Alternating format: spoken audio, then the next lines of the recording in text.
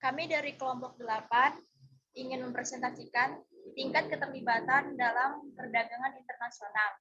Saya DP Brianti Simanulang, NIM 1921011, Finansia MTPLAK 1921141001, Jordi Iglesias Paonganan, NIM 1921002, dan Arjun Mikael Paonganan dengan NIM 192114041.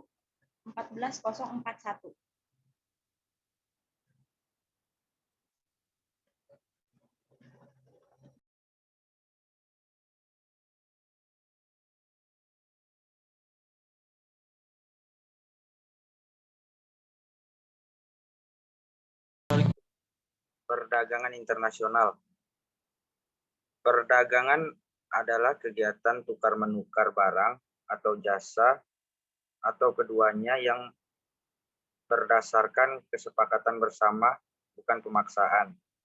Lalu yang kedua, perdagangan internasional adalah perdagangan yang dilakukan oleh penduduk suatu negara dengan penduduk negara lain atas dasar kesepakatan bersama. Penduduk yang dimaksud dapat berupa antara perorangan, antar individu, dengan pemerintah suatu negara, atau pemerintah suatu negara dengan pemerintah negara lain.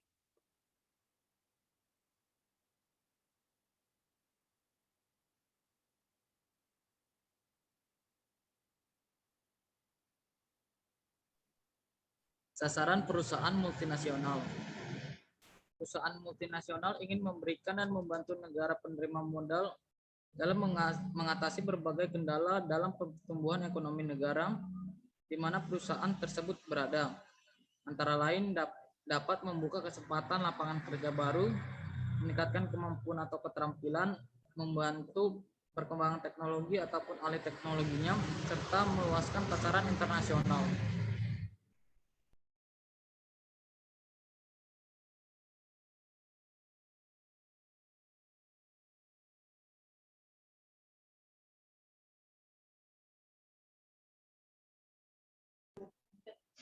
Selanjutnya, peran akuntansi manajemen dalam lingkungan internasional. Akuntansi manajemen berperan menyediakan informasi yang relevan kepada pihak manajemen, di mana akuntan manajemen menyediakan keterampilan bisnis dan keuangan, yang di mana terdapat elemen-elemen penting sebagai tugas utama para akuntan manajemen. 4 elemen-elemen penting peran akuntansi manajemen dalam lingkungan internasional, yaitu yang pertama, menyediakan informasi keuangan yang didasarkan atas keahlian profesionalnya. Yang kedua, menyediakan keahlian keuangan dan bisnis.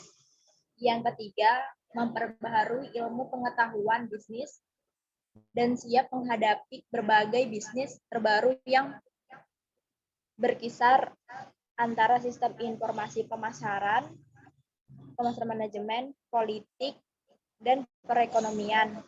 Dan yang keempat, memahami aturan-aturan akuntansi keuangan dari negara-negara tempat perusahaannya beroperasi.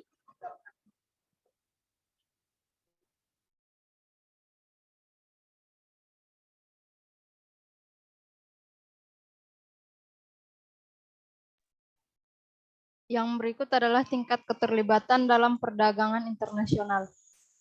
Ada dua, yaitu yang pertama, globalisasi perdagangan merupakan peluang dalam pengembangan usaha dan pemasaran bagi perusahaan yang mampu bersaing, namun juga akan menjadi tantangan bagi perusahaan atau negara yang tidak mempunyai daya saing tinggi.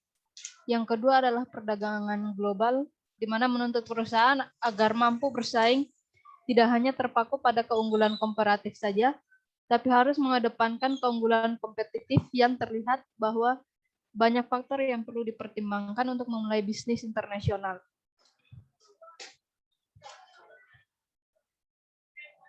Perusahaan multinasional atau multinational corporation, MNC, adalah perusahaan yang menjalankan bisnis di lebih dari suatu negara yang volume dan pertumbuhannya juga terjadi di lebih dari suatu negara. Keterlibatan MNC dalam perdagangan internasional dapat terjadi dalam banyak bentuk, yaitu impor adalah proses transportasi barang atau komoditas dari suatu negara ke negara lain secara legal, umumnya dalam proses perdagangan. Yang kedua adalah ekspor, di mana proses transportasi barang atau akomodasi dari suatu negara ke negara lain. Yang ketiga adalah anak perusahaan yang dimiliki penuh atau wholly owned subsidiary, di mana suatu perusahaan yang memiliki fasilitas produk dan distribusi yang sudah mapan akan memberikan keuntungan. Yang berikut adalah perusahaan adalah sebuah kesatuan perusahaan atau korporasi yang dibentuk antara dua pihak atau lebih dengan tujuan menyatukan sumber daya untuk menjalankan aktivitas ekonomi atau proyek tertentu secara bersamaan, atau suatu jenis kemitraan di mana investor menjadi bagian dari kepemilikan perusahaan. Yang berikut adalah investasi luar negeri, di mana penanaman modal oleh suatu negara di negara lain. Yang berikut adalah lisensi luar negeri, yaitu perjanjian kontrak di mana perusahaan di suatu negara membeli lisensi menggunakan hak kekayaan intelektual seperti penggunaan paten, merek dagang, nama merek, hak cipta, dan lain sebagainya.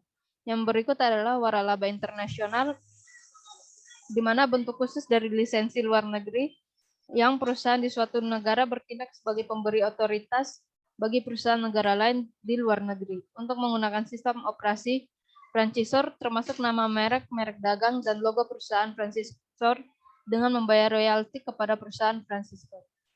Yang berikut kontrak manajemen internasional, di mana perjanjian kontrak dimanapun perusahaan di suatu negara menyetujui untuk mengoperasikan berbagai fasilitas atau menyediakan jasa manajerial kepada perusahaan di negara lain dengan menerima pembayaran yang telah disepakati dalam perjanjian kontrak manajemen.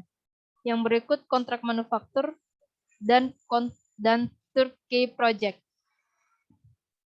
Selanjutnya,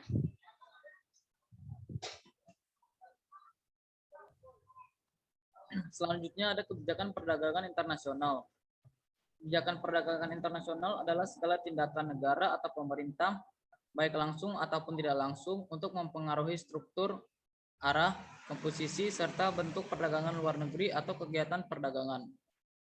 Ada 6 kebijakan umum perdagangan internasional, yaitu tarif, itu meliputi bea ekspor, bea transito, dan bea impor.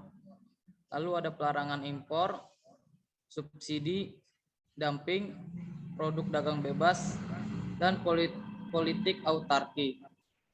Sekian presentasi dari kami kelompok 8. Terima kasih.